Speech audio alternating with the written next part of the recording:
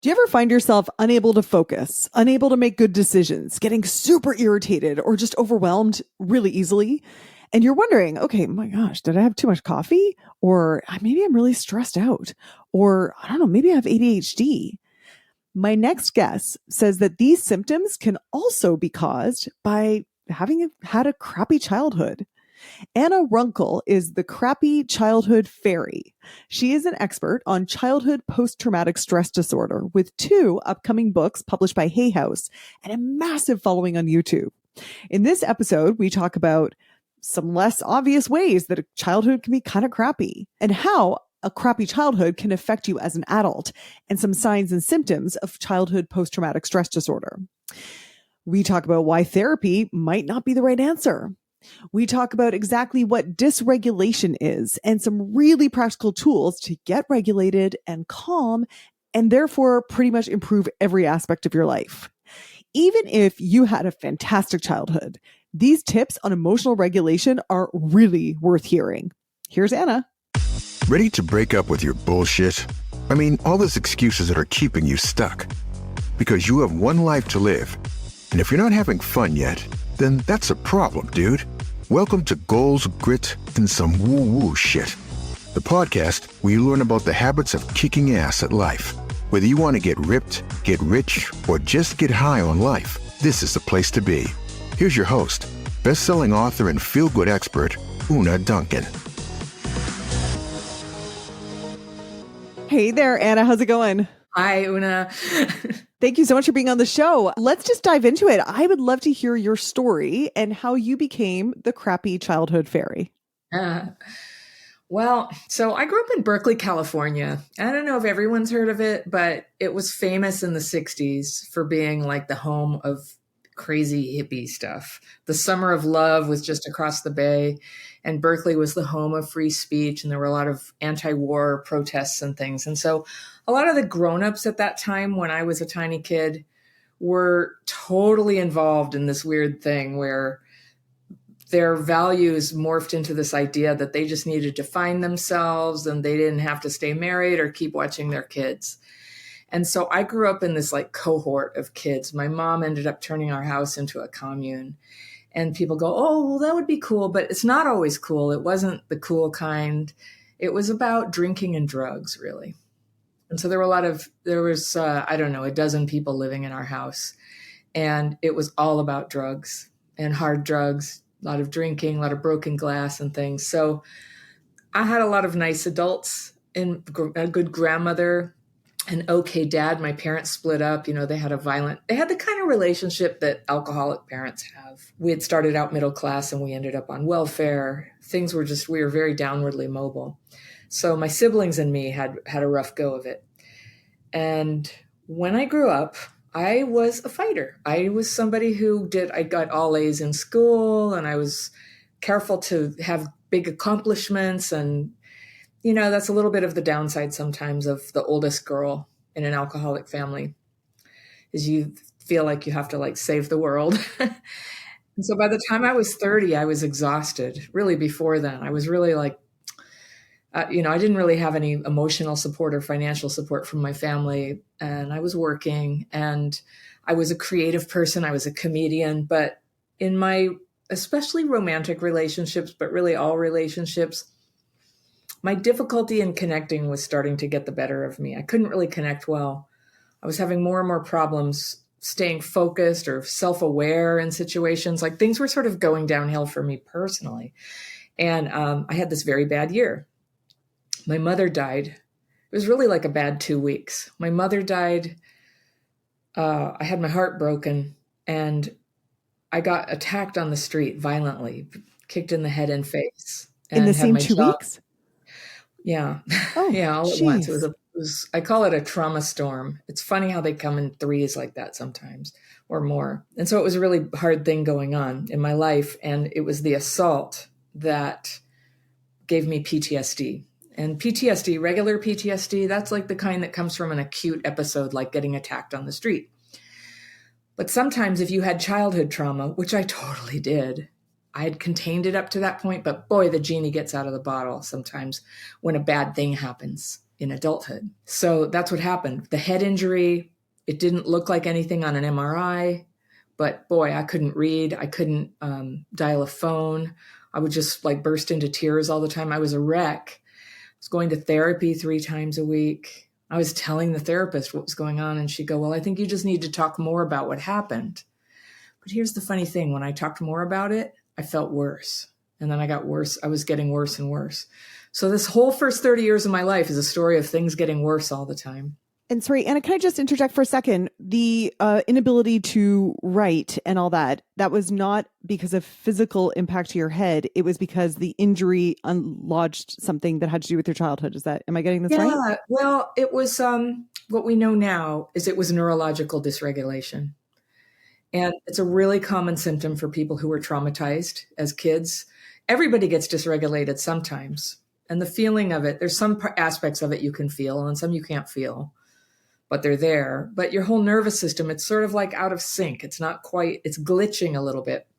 So your heart rate and your breathing are not going together. There's sort of this, raggedness to your vital signs even. Your brain waves, which normally would be visualized like this, flowing like water, they're not together. And what that feels like when it's going on is you feel uncoordinated. Your handwriting might change. You feel discombobulated. You feel suddenly very emotional or just totally flat. Like just things are not even like they are meant to be. They're going up and down. And in a dysregulated state, most of us will end up doing things, losing our temper, making an impulsive choice, eating the thing you said you weren't going to eat, or sleeping with the person you said you didn't want to talk to anymore. So these weird decisions come out, and people on the outside are like, well, I guess you just want to self-destruct, but you don't. It's that your nervous system sort of like has this little collapse inside under stress.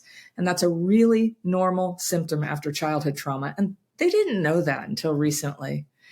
And researchers have found it now, but it's not very well integrated in the mental health systems. So not everybody knows that's what's going on. So you were going to therapy and they kept encouraging you to process and talk about what happened to you as a child. Is that right? Yeah. And talk about the assault and talk about what I was so upset about.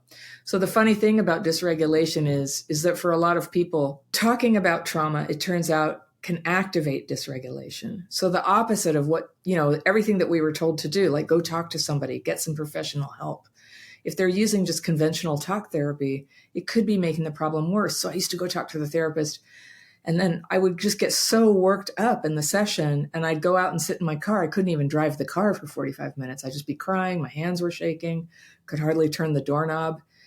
And I'd say, I don't know, this doesn't feel like it's getting better. And they go, well, you have to, it's going to get worse before it gets better. You're really working through some deep stuff. But in retrospect, I can say I wasn't working through anything. I was just digging stuff up and then trying to get out of it all week. And then I'd show up in good faith again, hopeful we're going to work on this.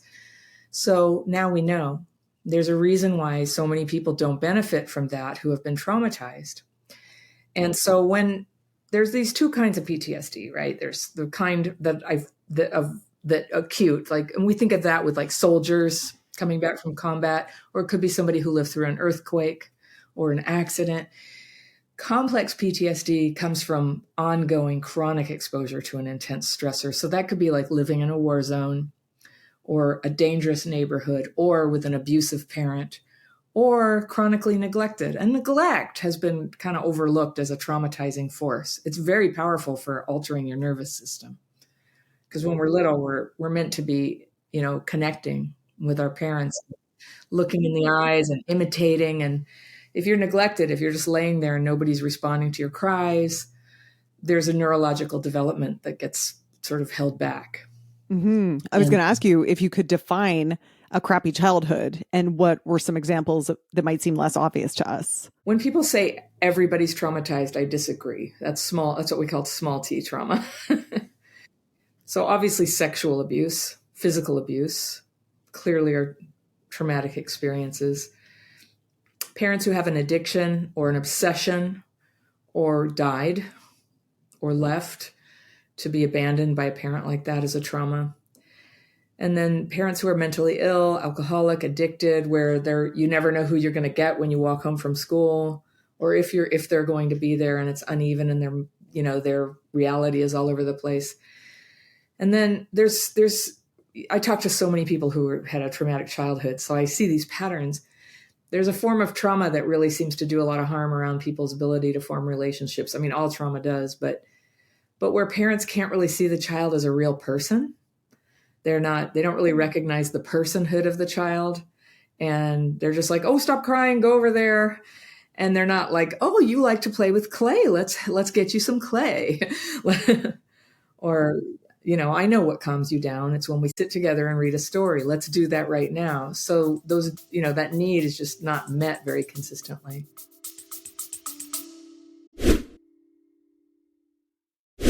Hey, listen up. If you have ever had the goal of going on a fabulous fitness retreat with incredible people and eating gorgeous, healthy food and doing great workouts and then getting to relax and actually focus on yourself in the beautiful tropical location, I want to invite you to come and join me in Belize this November for the next Fit Feels Good retreat. All of the details are in the show notes, or you can go to fitfeelsgood.com/retreat. So that could even be just workaholic parents who are constantly distracted or, working against poverty. I mean, yeah, poverty can be a trauma, but it isn't inherently a trauma. I've met people who grew up in extremely poor circumstances in the developing world. And if their family is cohesive and supportive of the kids, even though they're poor and that's hard, there's that neurological damage doesn't get done of like, you're not even a person. You better take what you can get when you get into a relationship. You can have an intact spirit. So it doesn't have to be a trauma. Of course, if there's not enough food and there's danger, those are so many of the things that go with it. And the shame and getting bullied at school and being treated as weird or different. A lot of people are traumatized by that. It's not just parents. Oh, that's a good distinction. There's a lot of ways kids can be different. Yeah. Yeah, that's a good distinction. So let's bring it back to you. So you're going to therapy, finding it very ineffective. And the what you described of sitting in the car, just a shell after having dug up all of this stuff and then kind of recovering from that all week and then doing it again. I mean, I'm sure that there's so many people who can relate to that story. So what got you out of that, and how did you become the crappy childhood fairy? How did you realize there was a better way? Well, it's been about 30 years this month since the night that this happened, but things came to a head for me and I was really hopeless. I didn't think I could keep going, And it was so bad I didn't want to tell the therapist. I was afraid she'd lock me up. I just thought, well, if I'm going to do it, I better not tell her I'm going to do it. But I told a friend. I barely knew this woman. I was giving her a ride somewhere, and I decided, I don't know why, I decided to tell her and trust her. And I just said, I think I can't go on. I have a plan. And she said, oh, yeah, I know about that. I know that feeling. Do you want to come in and have tea? And she acted like she had heard it 100 times, which she had, because she was a sober alcoholic who had lived on the streets as a young person. And I went in and talked to her, and we ended up staying up all night. And she was sort of confused because most of the people she had ever met who had my caliber of problems were drinkers, and that wasn't really my thing. I was just, I acted like it. I couldn't handle daily life anymore and was pushing everybody away. And she showed me some techniques that she used as part of her sobriety program. And it was about writing fearful and resentful thoughts on paper. Very specific technique. Whenever I say this, I just want to say that, if you just go write a bunch of stuff that you're upset about, it's not going to make you feel better. It's a specific technique to find relief from it. And I teach it for free, and I'll definitely leave everybody with the link to that. I call it the daily practice now. But it's a technique to write the distressing thoughts and then follow it with meditation to rest.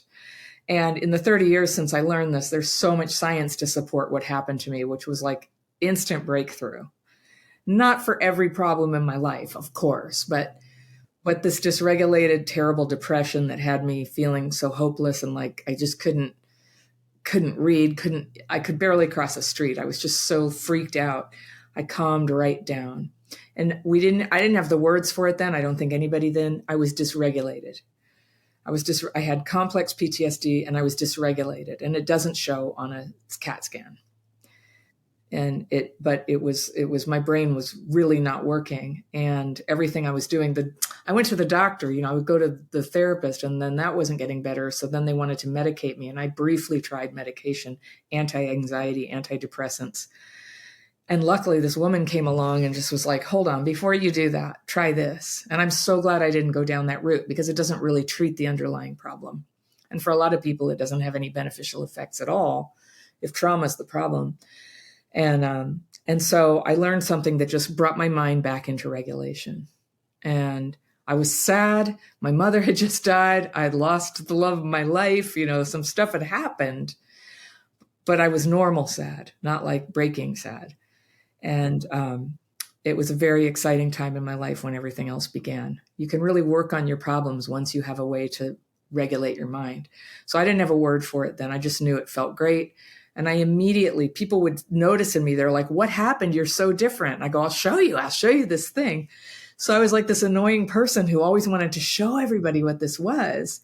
And it was just bringing all this great stuff into my life. And within within just like a year, I was accepted to this prestigious grad school. That never would have been possible before. And I was hiking, I was running, I quit smoking, like all this good stuff happened. No drugs, just learning to self-regulate. And of course, I just want to put in a plug for physical exercise. Like no one in the 11 therapists I had seen in that time ever suggested this. And it's the first thing that helps is go outside and move. That's always what I tell people. First, go outside, move your body. And if you can move it with other people, great. If you can move it in nature, great. If you could take a walk with a friend in nature, it's the trifecta of wonder, it just really helps. And I'm so in the alignment second with you thing on was this. diet. Yep. Go ahead, please. Yes. Yeah. I mean, it's a very strong factor. There's science behind it. This is not speculation. And so yeah, there's things you can do short of paying somebody once a week for 50 minutes to hear you talk about the terrible stuff. That's part of healing at some point, but so much of the healing is really like a day by day way of supporting yourself to be okay through life's ups and downs and choices and having to earn a living and deal with people. It's just a day by day, hour by hour process. So you need tools that you can use anytime. So this writing and meditation, I was told, do this twice a day. She told me, call me and read to me what you wrote when you're ready. And so I did that. And the change was dramatic. It took a long time for me to heal some of the other problems in my life, definitely around like who I chose for a partner. And I did heal on that, but it was slower. But I could never have even begun to do that when I was just frantic and desperate and hopeless. That's not a good, mix for meeting the one. But yeah, for sure. Yeah. I'm laughing at myself, not at other people. I have great sympathy. It's a really hard predicament. And in a traumatized place, where your red flag detector is switched off by your brain, it's not your fault. You can end up with some pretty crummy people. And I know, and I couldn't understand why I kept doing it. But gradually I was reading, I was learning. I got into the 12-step program for families of alcoholics, which was really helpful. It was like a really stabilizing thing. There was always a place for me to go. And I had the opportunity to help other women. So I think I sponsored about 300 women over the years. And what happened was, as I started to learn the science of trauma, it's kind of an outside issue in 12-step, but I would sort of say, I realized what it is with me. It's not just that my mom drank. It's in here, and it's trauma. I now know. And people I couldn't open my mouth at a meeting without 3 people asking me to sponsor them. And while it's flattering, I couldn't possibly manage it. I was spending 20 hours a week, trying to support other people. So I said, I know, I'll make a video on how to do these techniques. So I made a video, and then I made a website that you could put it on. And that was a blog. And I put a couple articles. And every few months I'd put a little something else up there. And so if people ask me, I go, well, go look at this video. And if you're still interested, give me a call. Most people wouldn't call, by the way. Once they saw what it was, they're like, I have to do stuff. It's like, yeah. Right. But that's what I do. And so the blog the blog, it's slowly kind of chugged along. But one day I looked over, I had to put a couple videos on there about how to do this. And I hadn't really checked, and I went over to YouTube to upload another video, and I had like 2,000 subscribers, and I was like, what? Because my blog had maybe like 50, it wasn't really anything. It was just for friends. And that was in like January 2019 that I realized this could help a lot of people. And a year after that came the pandemic. And so it was the fall of 2016, I started the blog. 2019, I really got going on YouTube, but it was really just a side thing. I was running a company, and I didn't have much time for this, but I was trying to just control how much time I was giving away. And then when everything went into lockdown, I was a producer of videos. I had a video production company, and that all, we couldn't do anything. So I was like, great, I'm going to just make a bunch of videos at home. Did it on my laptop, recording on QuickTime, just made some videos. And that's really when Crappy Childhood Fairy was born and found its audience on there. I've always loved YouTube because I don't think anybody ever would have hired me to be Crappy Childhood Fairy. I hired myself. And I just started saying what I know and sharing my experience. And you learn so much from the comments and the way people engage. And I learned they're not really interested in some things that I'm interested in, and they're really interested in certain things. And that sort of shaped where I went with it. For sure. So and now you've helped how many thousands of people?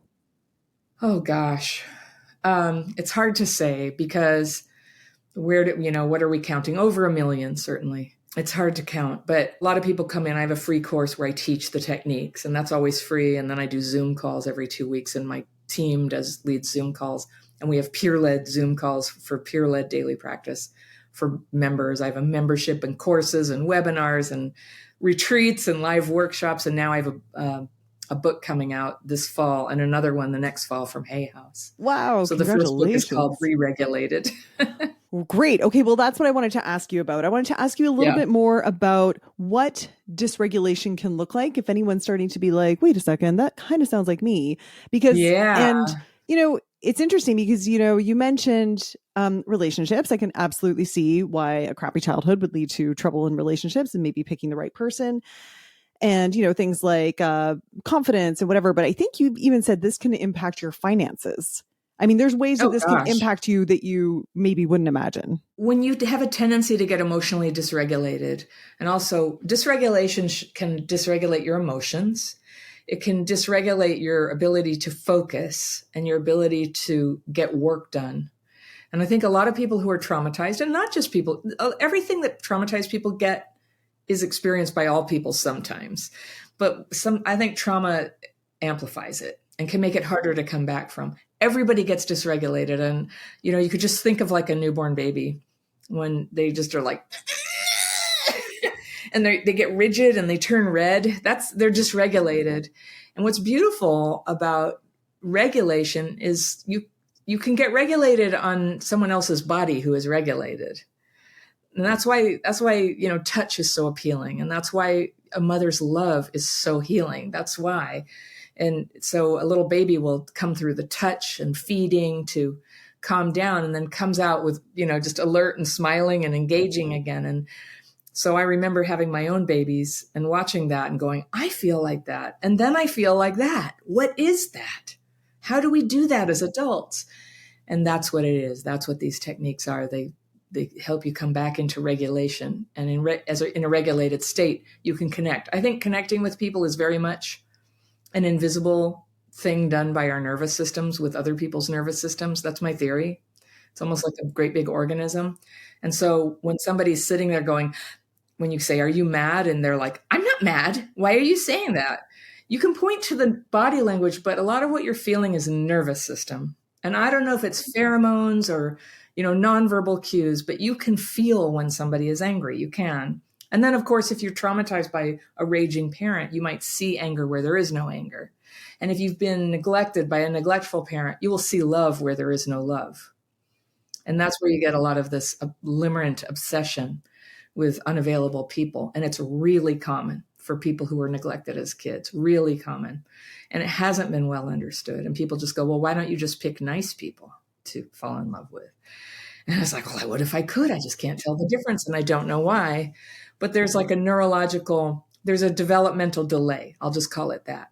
It just hasn't developed yet, that discernment of like, how do I read that somebody sincerely is into me or is not, or is just using me? And it's just not developed there. And so, like many things in our brain and nervous system, much healing is possible. I can't really predict, like for any one person, is everything healable? I don't know. A lot of it is neuroplasticity. Some of it, I think in metaphors, some of it might be like diabetes, where you take care of the problem and you do your techniques every day and you can reverse the symptoms of diabetes. But if you just give up on your habits, it'll come right back. It could be worse this time. That's my experience. Some injuries from trauma are more like an amputation. You're not going to get your leg back, so to speak.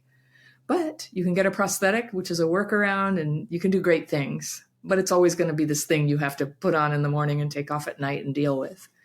And so some people feel really frustrated. It's like, how long do I have to do this? And it's like, well, how long do you want to feel better every day? I don't know. Yeah. I get the same thing with, eating healthy and exercise. We're like, I got to do it again. And I'm like, yeah, forever.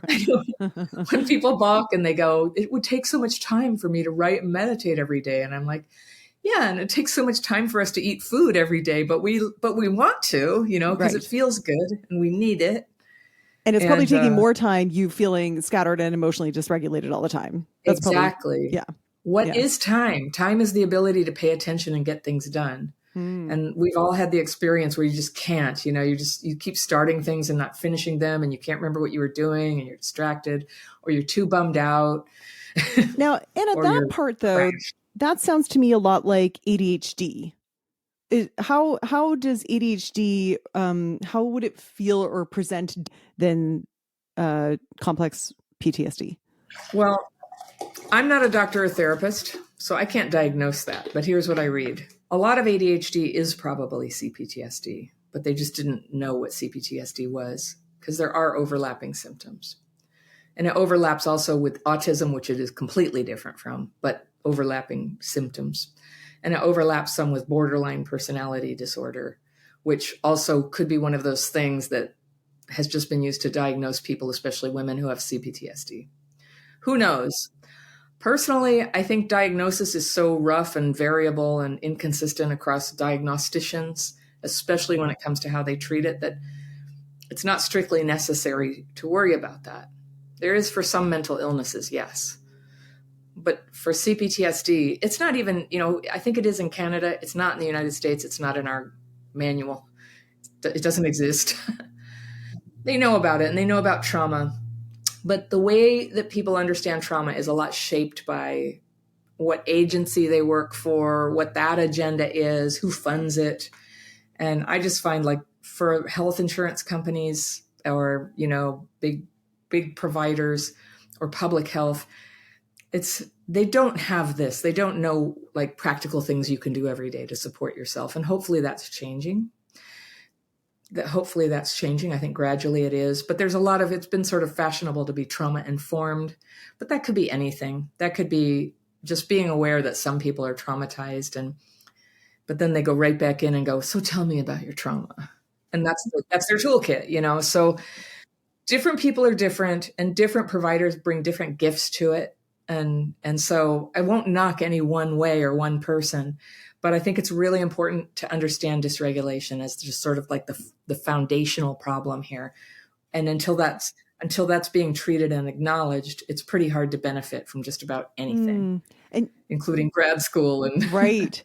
And a nice partner. I keep coming back to that image of the dysregulated baby and how the baby can be comforted and re-regulated by, for example, its mother. Now, am I right in thinking you are saying we can kind of parent ourselves if we recognize that dysregulation? I think some people use that metaphor. I don't. Okay. I don't have that. Parenting myself, I think I'm a little bit of a stoic and I'm just like, I'm not a child anymore. I can't parent myself. I am a parent and I've parented my kids, but I've never really resonated with that. But I think some people, that is the helpful metaphor for it. And for me, it's naming. I think there are different. I think this is my experience. They talk about that trauma is held in the body. And I think of that as a metaphor too. I think some people think of it literally. this is so speculative and, subjective, right? But I just look at, well, what works? What actually makes people feel better? And what makes me feel better? And it's very dramatic when something does work for me. And so I stick with that and I teach that. And I don't teach what other people teach because that's not the thing that worked for me. So I don't teach about inner child stuff, although that's popular for a lot of people. For me, a lot of the way it manifests is in worried and angry thoughts. So my husband's from England. He calls it chuntering. And when I'm just like leaking my worried, resentful thoughts, I'm walking around going, oh, look at this. Look what the kids left out. We never, ever get this thing. And I'm so sick and tired. Do you hear the leaf blower out there? It's just like going all the time in there. I'm so irritated by everything. I feel victimized by everything. And it has certain patterns in me that I know too well. And those are called emotional flashbacks, where you have this emotional reaction to something not very big, but it's always on a pattern. And mine is, do I have to do everything around here? How? I think a lot of people would recognize I think a lot that. of moms feel like that. Yeah. But I think it's an emotional flashback. And how I know that is it's not proportionate to the situation. And it makes me really ineffective at advocating to get some help around the house because I'm so angry when it's happening. I'm so like frantic and desperate, like a little kid who's not getting helped. So instead of, so what I'm doing is in my method, and that's what I call it now, the crappy childhood fairy healing method. We had to put it on the cover of the book. But I write down the fearful and resentful thoughts. I have fear that I don't get any help around here. Fear my whole life is going to pass me by. And fear all I ever do is try to hold this house together. Fear nobody carries their weight. Fear I just work and work and work and work. And fear everybody takes me for granted. Fear nobody could even get me a cup of tea. I'm resentful at usually the people closest to me, usually my husband, because he's closest to me. He's a good guy. Fear he didn't, I'm resentful at him because fear he didn't get me a cup of tea. Fear he doesn't appreciate me at all. It's things that we all think, but it'll just really like dominate my consciousness. And this is like the substance of my trauma in real time today. It just comes up and it's like driving me and making me unpleasant and unhappy. And it actually can be written on paper. And I'm a spiritual person. I didn't used to be, but this whole thing worked so well. And the person who taught it to me suggested I put God at the top of the paper and say, God, I have fear. Please remove. And she had learned it in AA. That's how they did it. And I was like, I don't want to, I don't like that. And she said, well, you're not going to be alive tomorrow, so you might as well give it a try. Like, oh, true. Okay. So I did that. And the thing was, I healed so quickly that I kind of had a white light spiritual awakening. I was just like, wow, there is a healing power. And it's helping me. So that lit me up. That has propelled me all along. It's been a long time. There have been a lot of ups and downs and times when I was like, this is just BS. What am I doing? This is a cult. This is, just everything. And then I would just come back because it's the only thing that ever worked for me. And when it's working for me, my life is so great. It's just I'm full of potential. My personality works for the world. They don't hate me. I can make a living. I can be married. I can have children and be a good mom. I can drive a car safely. So these are blessings. And so I just kept coming back to it. And that's quitting actually allowed me to understand what it was doing for me. Because when I quit for 2 years, I just went right down the hole again. Couldn't think, couldn't function, my handwriting fell apart even. And so it's so simple. So then I follow it with meditation. It's a writing thing. Very specific. Again, I will give the link to you so you can share it with everybody. Very specific technique so that it's released, not ruminate. You're not ruminating. You're just naming it, getting rid of it, asking for it to be removed if you are so inclined and believe that way. And then resting in a very restful meditation. It doesn't matter if you focus on your breathing or how you sit or anything. Resting and letting your mind come together. And there's research that shows that writing, they call it expressive writing. I don't know if you heard about that recently. Dr. James Pennebaker at University of Texas at Austin. His work was featured on Andrew Huberman's podcast, which was exciting for me because Pennebaker's like one of my heroes and somebody I've learned from closely. But that writing about traumatic things, you can bypass. I happen to know from other researchers, you can bypass that trauma trigger. So it doesn't set off dysregulation. You can write about it. You can even read what you wrote, and it doesn't set off the whole cascade of dysregulation. He didn't look at traumatized people per se, or he may have by now. There's been like 200 peer-reviewed studies. But what he looked at is what happens if you spend, he suggested in his intervention, a person would write 4 days in a row for 15 to 30 minutes about the worst thing that ever happened to them. And they would have these lasting benefits, like their blood composition would change. It was very marked and definite that people had an improvement in their mood and their physiological state. And it lasted for weeks after they had done this exercise for 4 days. For traumatized people, I posit that could be that could tip you over. That's a lot of focusing on the worst thing that ever happened. And so in our technique, we just write about, well, what's up right now? What's agitating you right now? And which is always either about the past or the future. It's not that we avoid the past and the future. In fact, that's always where all these ruminations are about, like fear, I'm going to have to give a speech, and I'm resentful at my mom because when I was 5, my lunchbox smelled like rotten oranges. And it's one of, it did. There was nobody to clean my lunchbox. I used to open it up and everybody would be like, oh. Yeah. I'd be so ashamed. I was like 5 or whatever. So it just goes on paper, and then rest and meditation. And meditation is also well documented to have positive effects on a dysregulated brain. Mm-hmm.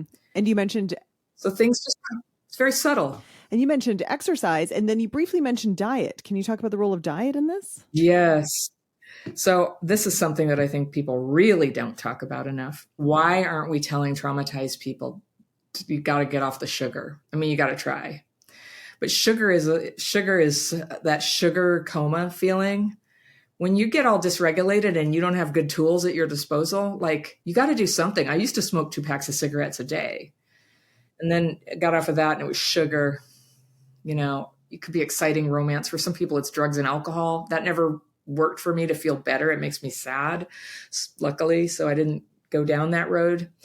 But sugar is very dysregulating. It gives you a little coma that feels like salvation.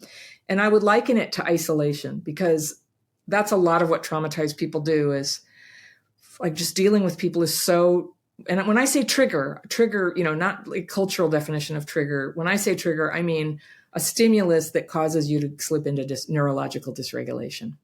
So like somebody yells at you, or you get criticized, or somebody almost runs into you with their car. And the next thing you know, you're back in the dysregulated state. So we just got to learn that it's happening and bring it back as quickly as we can. And it is so much easier if you're not eating sugar. If you're dysregulated, the part of your brain that can reason is kind of shut down, and you're prone to just follow your impulses, or just have crazy thoughts like, oh, I don't need to do this. I'm just going to eat. Like I've done it 1,000 times. I know it like the back of my hand. Yeah. So I know that cycle as well. I wanted to ask you a little bit about triggers, because on your social, you had a quote saying something like, I'm sure I'll get it kind of wrong. Stop trying to make people not trigger you. Yeah. Can you talk to us about that? Yeah.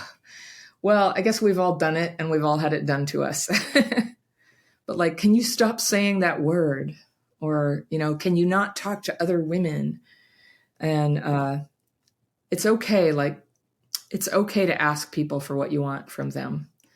But for a lot of people, especially who are living triggered all the time, there's this misunderstanding that the problem is that other people are triggering you, and you would be okay if they would turn into different people. And it's just not practical to believe that, because I have been with people who were just a wreck and like pulled out every stop to try to make them be the person that I imagined they were when I first got together with them. Done it a couple times. And I learned the hard way that you really can't make somebody be the way that you want. You can ask them, but you can't make them. And for those of us who were traumatized as kids, there's almost always an attachment wound there. So we end up impulsively getting into a relationship, often kind of sealing the deal by having sex very early. And then the attachment's there, and you wake up the first day and you're just like, what have I done? I don't even like this person. but you can't leave because that abandonment wound is so strong. It's like, well, if I do that, I'm going to get so depressed, I can't bear it. So I better just work on it. I'll change myself. I'll change them. I'll just make it go. And it's a terrible, exhausting way to live. And so the thing to do is to work on our own triggered reactions and go, wow, I notice when I'm like, here's a trigger for me, street fairs. I still like, oh, they totally overwhelm my senses. I don't like them. Everybody else likes them. They're like, come on, it's fun. You'll like it. And I'm like, no, I just don't like it. I get really dysregulated and feel desperate to get out of there.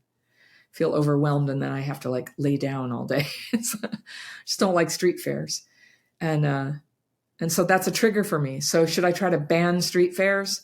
No, I have to learn to like not go to the street fair or kind of prepare myself for the street fair and use my tools. I have all kinds of choices in front of me, but I just have to kind of own my trigger. People are going to have street fairs. Well, that's what I was wondering. I'm like, do you seek out the street fairs then to practice your re-regulation, or do you just avoid them, but you don't try and ban them from the face of the earth? You can do whatever you want. You can experiment. And I think that the best way to learn is by testing, just doing what you think is the best thing to do. If you're doing my daily practice twice a day, there's this like built-in freedom. Like you can go to the street fair and go, oh, was that wrong? Now I'm a wreck all over again. And you sit down and you're just doing your writing and meditating again. And you can pull back out of it and be like, okay, I guess I understand what the deal is with street fairs. I think I don't like them. So you can just find your way. And there's so many things like that. You can't have hard, fast rules about life, and we change, and some things get easier and some things get harder. And we're kind of figuring it out as we go. So we need a way of life that allows us to make mistakes and come back from it gracefully without too much humiliation. Or if we do make a blunder of things, we can go apologize. It's very freeing. I mean, I used to be paralyzed. And that's the point I was originally getting at, is isolation. Like just dealing with people at all can be so triggering that a lot of us have coped with it. We've treated that trigger by isolating. Just don't hang out with people. It's like my YouTube channel. Whenever I do a video about connecting, there will be some people going, oh yeah, that's me. I want to connect better. I struggle with this. And there'll be like a whole legion of people who go, I hate people. I only deal with cats. It's too much for me. I loved the pandemic. So that's where they are right now. That's necessary at certain phases of trauma. And I just hope for everybody that they start to have choices about that soon. It's okay. Some people can choose to be loners. It's okay. But I think it's better to have a choice about it. You also said, stop telling yourself the horrible story of your life. And I wonder, how does someone find the balance between learning about, oh, look, this happened to me and these are the consequences in my life today, versus making that a whole big story that they keep repeating to themselves. Oh, I don't like street fairs because this happened to me. Oh, there I go with another relationship because this happened to me. Tell me about finding that balance. I think that in healing universe, if you're like in a 12-step group or a support group of some kind, that's a lot how you connect with other people, is you go, oh yeah, that happened to me too. And you share your stories. But in the general world, a lot of us find that it's over self-disclosure. It's TMI to go out there and go on a first date and go, so I was sexually abused as a child. And like, that's not the right time to tell somebody something important like that. But it's what we learn is how we connect with people. And I think especially in the age of social media and sort of the elevation of like, the trauma Olympics, I call it, or the victim Olympics, everybody wants something to like give them an excuse to be a flawed human being or something. I really don't mean to put people down, but I think there's more encouragement or even pressure to identify with your trauma now than ever before. And there were other times when it went the other direction. It's like, don't tell anybody. It's only shameful. And that's not true either. There's just kind of a right place for it. And over time, I've had the gift of having my life be a lot more than what happened to me. And so when I teach people, I coach them to like face forward on that one. We know this happened. And like, if you take a coaching program or a course from me, there's always a beginning part of, go ahead, write down what happened, write down the big things. Okay, got it. Now put it over there. Now, what's going on right now? Because the stuff that you can work on right now is how you react to stress. And the impulsive choices that you make that you can't help, that maybe you need some guardrails, you need to have a couple of friends who you text before you go on a date and then text them again at the end of the day and go, there, see, I stuck to my decision that I didn't want to like sleep with somebody on the first date. Just things like that. It's normal stuff, but it needs to be stuff that's like in our lives every day, just people, friends, mentors.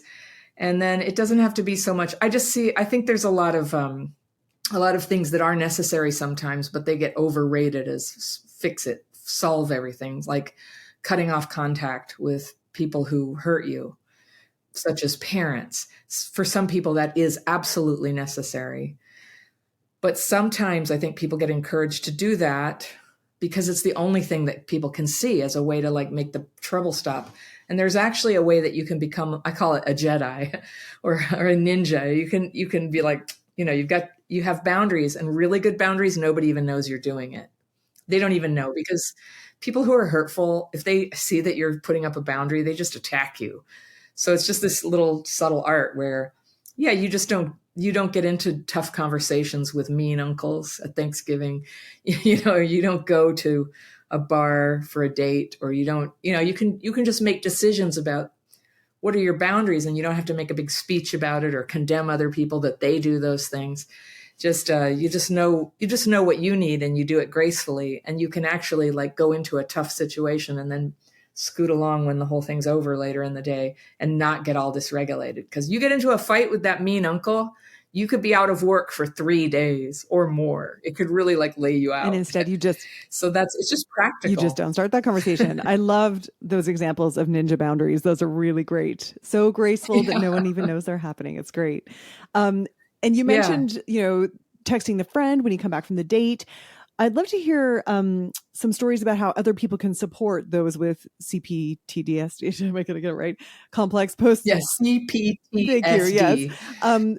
So how can society as a whole become more aware of and more supportive towards people who are healing from childhood trauma? It's interesting because on the dark side of trauma is when people are deeply dysregulated and acting out on trauma.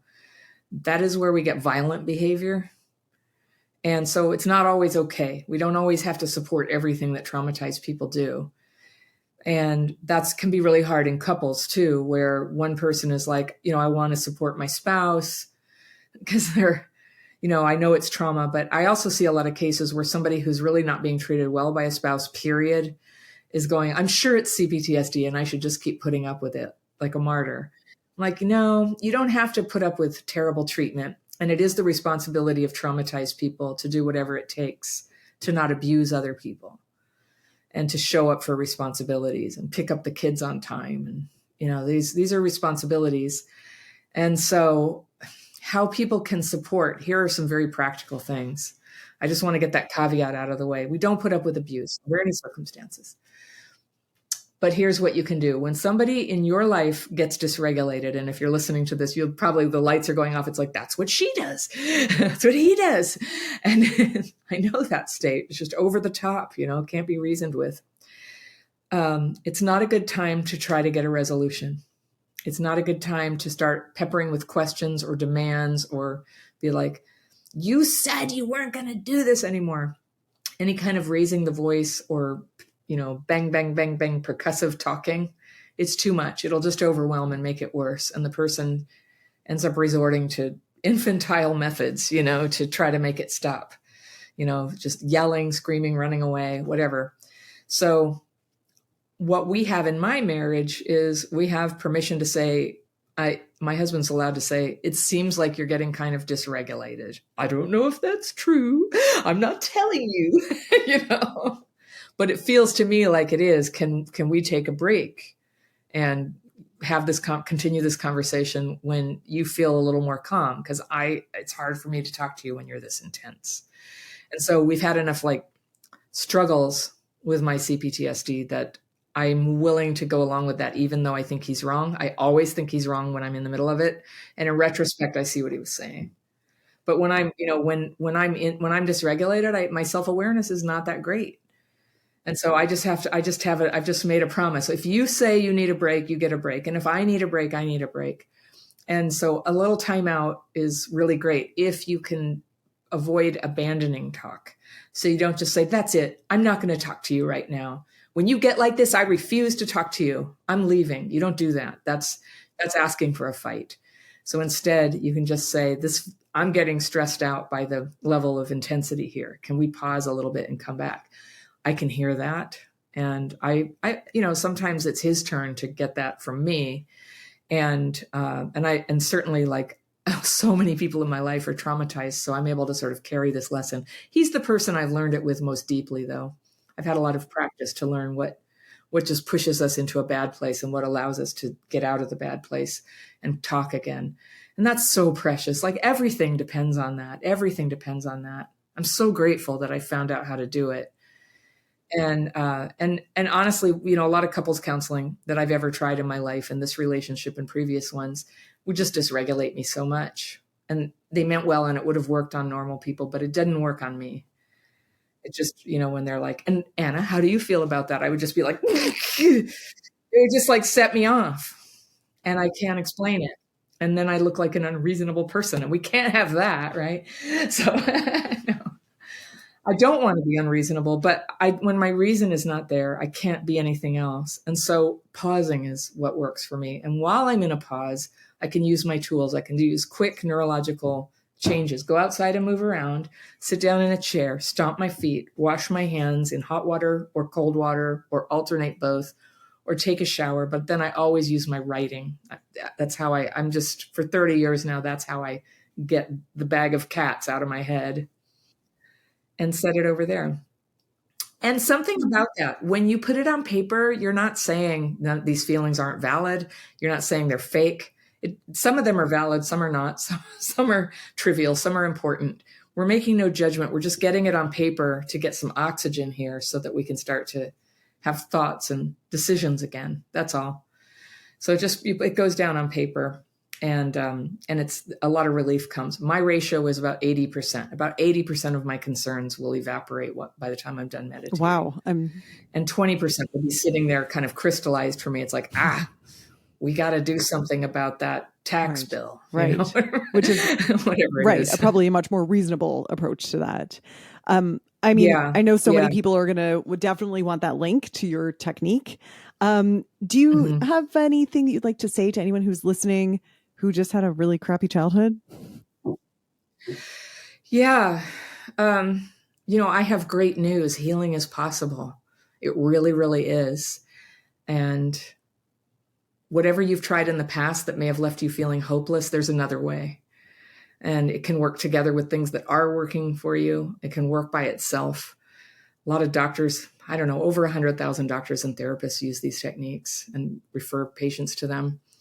It's simple, it's free, it's easy, and it makes you feel better. And it can make you feel better very quickly. If anybody ever tells you this is going to have to take a long time, it's going to be worse before it gets better, get out of there.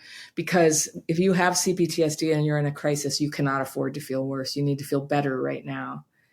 And I insist on that. And so that's what this is. It's a way that you can start to get emotional relief and mental relief from intense stress. And everybody needs that. I have a lot of friends who aren't traumatized who use this from time to time, like an aspirin. Sure. And then I have traumatized friends who use it more like a toothbrush. Well, everybody gets dysregulated, even those who had wonderful childhoods. Everyone needs re-regulation techniques. Yeah. So I'm sure everybody could benefit from this. Yeah. Anna, I feel like I've got so many more questions. I feel like I could talk to you for so much longer, but I gotta wrap us up. And I appreciate you being on the show so much. This has been amazing. Yeah, let's talk again sometime. I love that. Thank you.